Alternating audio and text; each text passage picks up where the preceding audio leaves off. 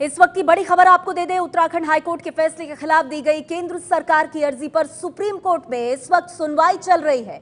केंद्र सरकार ने उत्तराखंड हाईकोर्ट के फैसले पर तुरंत रोक लगाने की मांग की है। एबीपी न्यूज संवाददाता राजन सिंह हमारे साथ जुड़ गए हैं। राजन, क्या जानकारी? देखिए, अभी भी अटॉर्नी जनरल मुकुल रोहतगी की तरफ से दलील दी जा रही है कि कैसे उत्तराखंड हाईकोर्ट ने जो फैसला दिया है वो गलत है।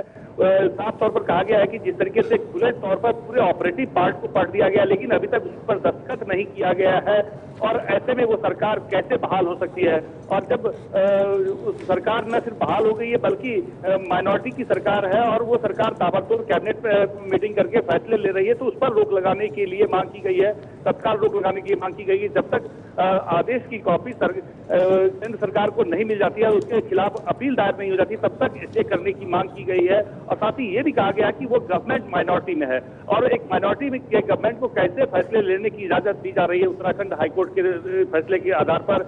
और साथ ही ये भी कहा गया कि गवर्नमेंट माइनॉरिटी में इसलिए आई क्योंकि जो मनी बिल था वो गिर चुका है और उसके लिए उसी के कारण राष्ट्रपति शासन लगाने की नौबत आई। और जिस तरीके से फिर मेजॉरिटी जुटाने की कोशिश की जा रही है, स्टिंग ऑपरेशन का भी हवाला दिया कि मेजॉरिटी जुटाने की जो कोशिश की जा रही है वो हॉर्स ट्रेडिंग के जरिए की जा रही है। तो ऐसे में असंवैधानिक सरकार को फैसले लेने का अधिकार नहीं दिया जाए, और जब तक जो उत्तराखंड हाईकोर्ट का आदेश की कॉपी है जो केंद्र सरकार को नहीं मिल जाती है, तब तक उस फैसले पर रोक लगाने की मांग की जा रही है। जी शुक्रिया राजन, आपका इस जानकारी के लिए। आप स्थिति पर नजर बनाए रखिए। तो केंद्र की दलील यही है कि अभी दस्तखत भी नहीं हुए हैं हाईकोर्ट के ऑर्डर पर और कैसे सरकार फैसले ले रही है। आपको बता दें, उत्तराखंड में राष्ट्रपति शासन हटाने के खिलाफ केंद्र की याचिका पर सुप्रीम कोर्ट में इस वक्त सुनवाई चल रही है।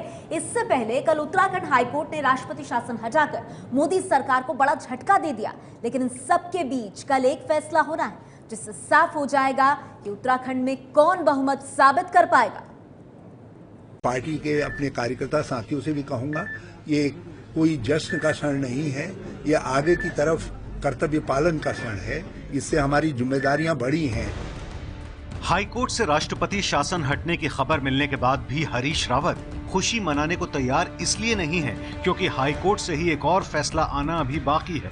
राष्ट्रपति शासन हटाने का फैसला गुरुवार को डबल बेंच ने दिया, लेकिन सिंगल बेंच के पास अभी भी कांग्रेस के 9 बागी सदस्यों की सदस्यता बहाल करने की अर्जी पर फैसला बाकी है और ये फैसला कल आना है।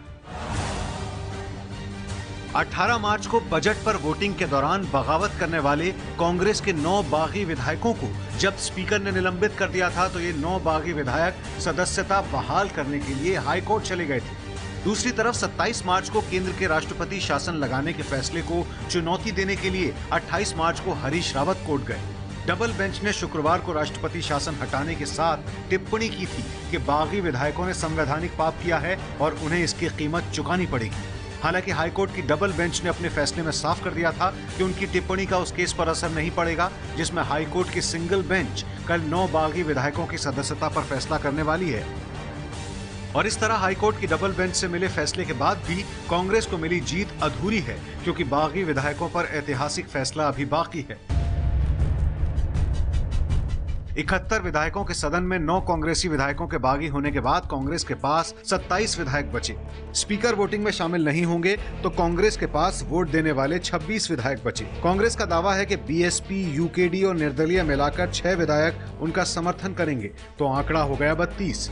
इसके अलावा एक मनोनीत विधायक और बीजेपी के निलंबित विधायक भीमलाल आर्य भी कांग्रेस को समर्थन दे सकते हैं, क्योंकि बीजेपी के निलंबित विधायक पर व्हिप लागू नहीं होगा, तो कांग्रेस के पास कुल 34 विधायकों का समर्थन हो जाएगा। अगर 9 विधायक वोटिंग में शामिल नहीं हुए यानी अयोग्य घोषित किए गए, तब तो कांग्रेस की सरकार बन जाएगी।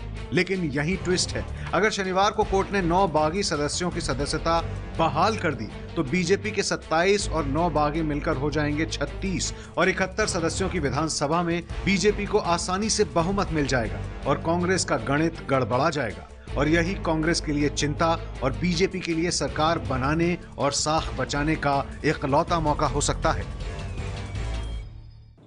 और इस वक्त सबकी नजर लगी हुई है सुप्रीम कोर्ट में चल रही सुनवाई पर। आपको बता दें, इस वक्त उत्तराखंड पर सुप्रीम कोर्ट में सुनवाई चल रही है केंद्र सरकार की अर्जी पर, जिसमें हाईकोर्ट की राष्ट्रपति शासन हटाने के फैसले पर रोक लगाने की मांग की है।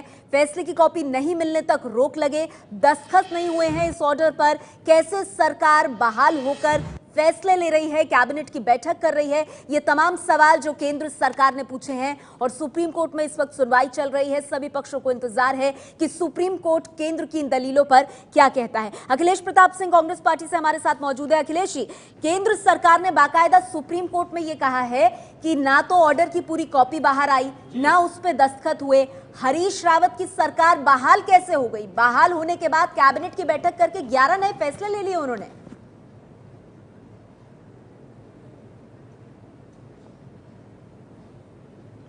ये तो मामला जब सुप्रीम कोर्ट में है तो उस पर हम फैसला कहां सुना सकते हैं।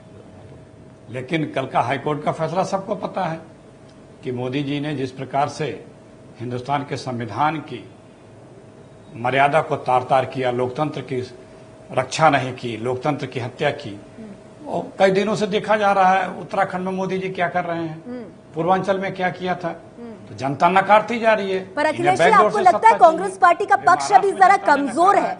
क्योंकि केंद्र जो दलील दे रहा है कि ऑर्डर की पूरी कॉपी बाहर नहीं आई है, ये सरकार बहाल कैसे हो गई बिना हाईकोर्ट की ऑर्डर की कॉपी के साइन हुए? आपको लगता है यहाँ केंद्र के पक्ष में दम है और फंस सकते हैं हरीश रावत इसमें? जो बातें केंद्र के हमारे सरकार के वकील सुप्रीम कोर्ट में कह रहे हैं, इस बात के अलावा और सारी बातें वो हाई कोर्ट में भी कह चुके हैं, नैनीताल हाई कोर्ट के डबल बेंच में कह चुके हैं, उसके बाद फैसला आया है। तो नई बात क्या कह रहे हैं? नई बात वो यही कह रहे हैं कि अभी फैसला आया कि नहीं आया, वो हाई कोर्ट और सुप्रीम कोर्ट के बीच का मामला है और उस पर बहस चले, उस पर हम क्या भी बता दें। लेकिन जो और सारे तथ्य हैं, जो तथ्यों की आप अभी जानकारी दे रही थी कि सुप्रीम कोर्ट में ये और सेंट्रल गवर्नमेंट के वकील ने कहा है, ये सारे तथ्य, ये सारी बातें तो नैनीताल के हाई कोर्ट में फुल जो जिससे फैसला आया उसके सामने कह चुके हैं। और उस चीज को केंद्र की, उस दलील को, केंद्र के उस मामले को माननीय हाईकोर्ट ने मानने से इनकार किया, आप कह रहे हैं। बीजेपी से विनय गोयल मेरे साथ मौजूद हैं। विनय गोयल जी, लोकतंत्र के पक्ष में कांग्रेस कह रही है आप लोगों को पहले ही मुंह की खानी पड़ी नैनीताल हाईकोर्ट में। आपको ऐसा क्यों लग रहा है कि सुप्रीम कोर्ट से आपको इस मामले में किसी भी तरह की राहत मिल पाएगी?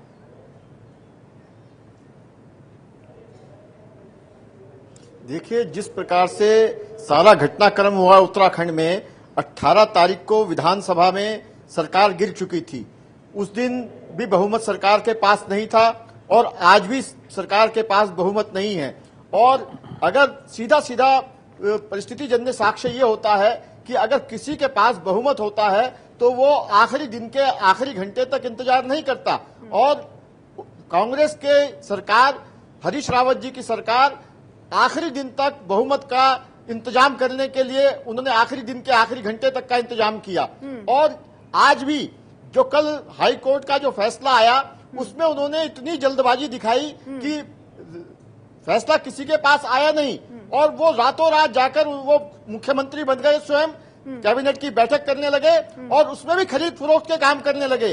उसमें उन्होंने एक विधायक गणेश गोदियाल जी के निजी कॉलेज को सरकारी कॉलेज बना दिया उनको प्रभावित करने के लिए। तो सारे काम वो इस प्रकार से कर रहे हैं। कैसे जवाब देंगे आप अखिलेश प्रताप सिंह जी? शासन लागू हुआ, ये तो बहुत बड़ा आरोप लगा रहे हैं विनय गोयल कि जो 11 फैसले लिए ताबड़तोड़, उसमें विनय गोयल जो कह रहे हैं, अगर उनकी बात माने, गणेश गोदियाल के निजी कॉलेज को सरकारी बना दिया।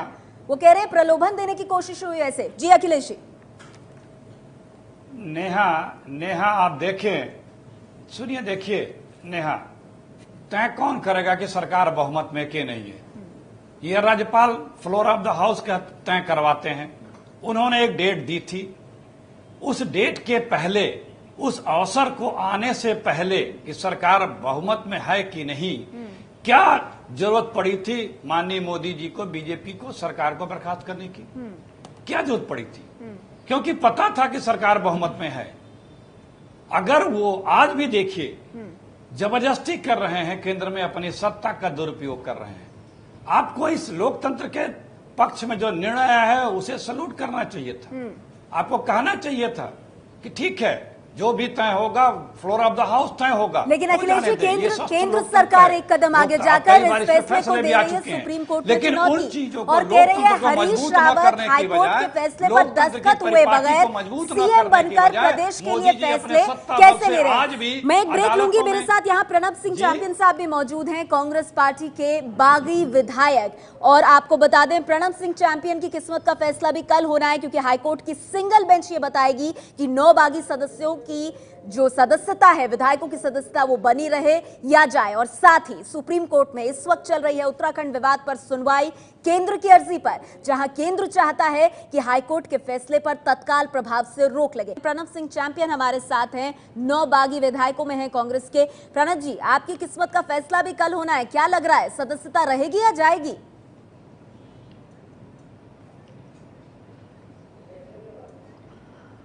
देखिए, हम आपको साफ कर दें,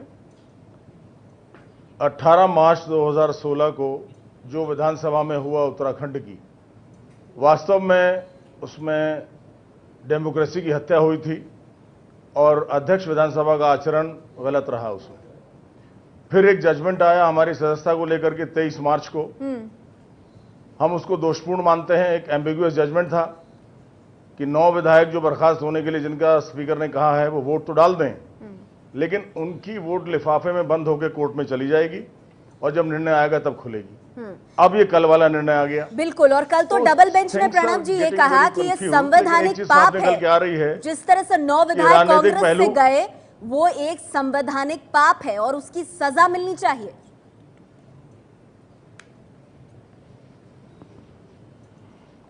देखिए, वो उनका अपना पर्सनल मत हो सकता है, मैं उस पर टिप्पणी नहीं करूंगा, लेकिन हम इस फैसले को दोषपूर्ण मानते हैं और इसीलिए सर्वोच्च न्यायालय में आज गए हैं। और ये साफ कर दूं कि राजनीतिक पहलू से ये हरीश रावत सरकार की हार है कि 9 सीनियर विधायक एक पार्टी को छोड़ के गए हैं, वो पार्टी को एक साथ नहीं रख पाए हैं।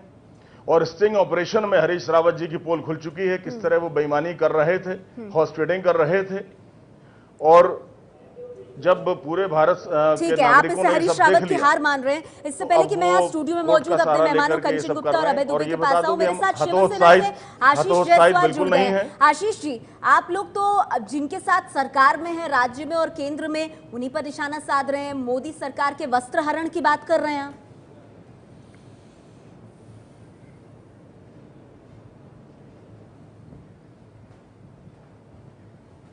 देखिए, जो चीज गलत है वो गलत है।